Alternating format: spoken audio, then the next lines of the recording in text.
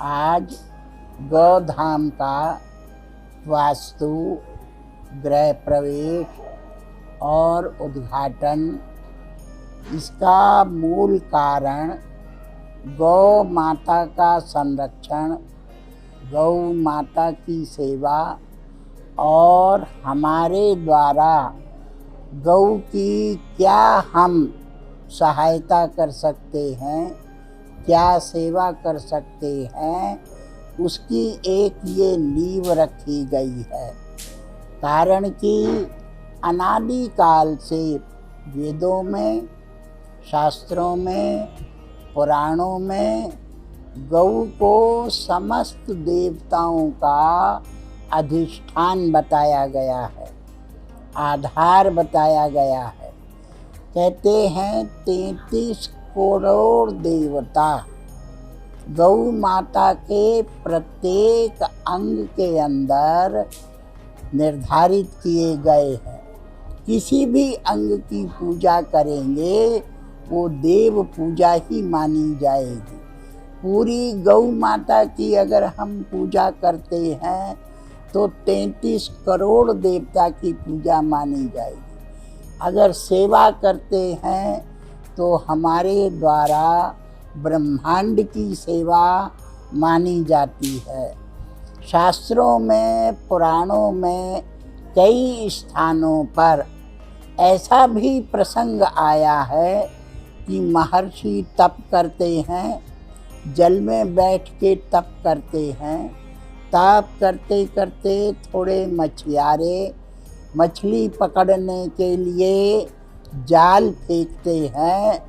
उस जाल के अंदर वो तपस्वी फंस जाते हैं और सारे मछुआरे उनको खींच के किनारे पे लाते। उनको ऐसा आभास होता है बहुत बड़ी मछली है और बहुत मूल्यवान है और बिक्री होने पे हमारा सारा दरिद्रता, दुख, दर्द समाप्त हो जाएगा।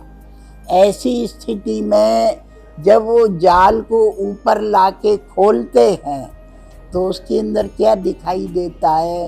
ये तो ऋषि आ गए। वो देख करके मछुआरों का चेहरा उदास हो जाता है कि अगर मछली आती तो हम उसका विक्रय कर सकते थे, अब ये ऋषि निकल गए। ऋषि ने आँख खोल के देखा, चारों ओर उनके मछुआरे और वो जाल के मध्य में फंसे हुए सारे मछुआरों के चेहरे उतरे हुए उदास।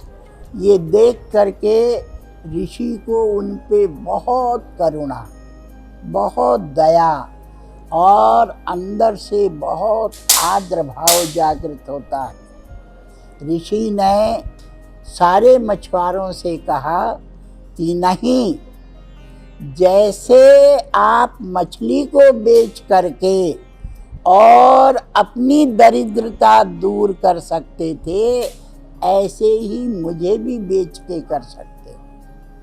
मछुआरों ने कहा, आप ऋषि हैं, आप तपस्वी हैं, आप मुनि हैं, आपको कौन खरीदेगा?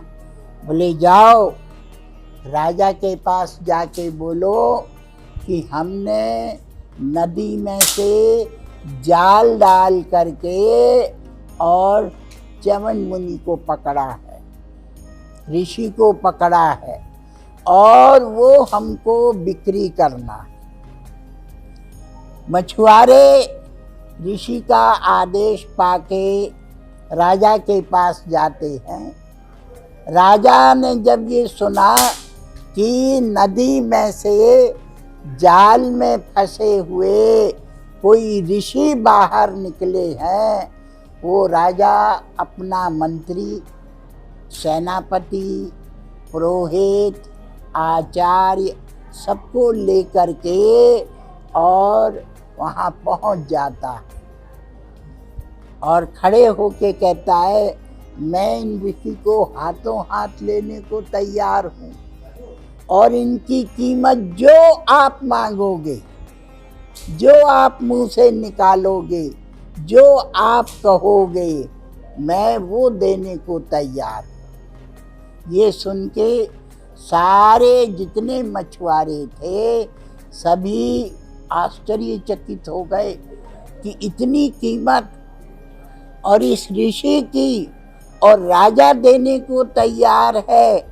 तो बोले आप जैसा हिसाब करो, आपकी कितनी कीमत है ये तो ऋषि बताएंगे। ऋषि ने कहा ऐसा है, एक तराजू में मुझे बैठा लो और दूसरे तराजू में आप द्रव्य रखो, सोना रखो, चांदी रखो, हीरे रखो, मोती रखो और मुझे तोलो। ऋषि को तोला जाता है पर ऋषि का वजन उठता ही नहीं है, ना स्वर्ण से ना चांदी से। पूरा राज्य रख देता है तो भी नहीं उठता, फिर ब्रह्मांड रखा जाता है तो भी नहीं उठता। तब सब देवताओं को बुलाया जाता है, सारे बड़े बड़े ऋषि मुनि तपस्वियों को बुलाया जाता है। सप्त ऋषि आते हैं, इंद्र अग्नि वरुण आदि देवता आते हैं कि इनका मूल्य क्या है। तो उसमें ब्रह्मा कहते हैं एक बार आप एक गौ माता को इस पड़ले पे रखो, जैसे दूसरे पड़ले पे गौ माता रखी जाती है ऐसे ही ऋषि का पड़ला उठ जाता है। अब वो जो गौ माता है उसका नाम है कामधेनु, कि जो संकल्प करेंगे उसकी वो पूर्ति करेगी, जो इच्छा करेंगे उसकी पूर्ति करेगी, जो कामना करेंगे उसकी प्राप्ति हो जाएगी। ऐसे उस महर्षि का तप, उसका तेज, उसकी ऊर्जा उस गौ माता में इसलिए निर्धारित थी कि वो गौ माता में 3 विशेषता थी, आध्यात्मिक, आधिभौतिक, आधिदैविक। तीनों के तापों का नाश करने वाली थी, 3 प्रकार के दुखों का नाश करने वाली थी। शरीर में जो रोग आदि दोष हैं उसका नाश करना, जो मानसिक दोष है उसका नाश करना विकारों का, और ऊपर से अध्यात्म रूपी जो आत्मज्ञान है वो प्रदान करना। दरिद्रता, दुख, क्लेश, व्याधि सब समाप्त करके जो संकल्प करें, जो इच्छा करें उसकी प्राप्ति पहुंचाने वाली। सारे मछुआरे, पूरा ग्राम धन्य हो गया। वो गौ माता से जो प्रार्थना करते थे वो कामना उनकी पूर्ण होती थी, वहाँ उनको सफलता प्राप्त होती थी। ऐसे पूरे ब्रह्मांड में इस गौ का महत्व, गौ की शालीनता, इनकी ऊर्जा, इनका तप, इनका तेज पूरे विश्व में हुआ। उस गौ का आज हमारे जीवन में यदि सेवा का स्वरूप मिलता है, यदि उसके द्वारा हमारे द्वारा उसकी कोई सेवा होती है तो ये अपना अहो भाग्य है। इस गौ माता को लेकर के ही इस गौ धाम की नींव रखी गई है, और उन्हीं की प्रगति उन्नति के लिए इसकी वृद्धि और इसके कार्य करने की क्षमता बढ़ेगी। यहाँ पे गौ सेवक आएंगे, गौ के संरक्षण का विचार विमर्श होगा, गौ आगे बढ़ेंगी।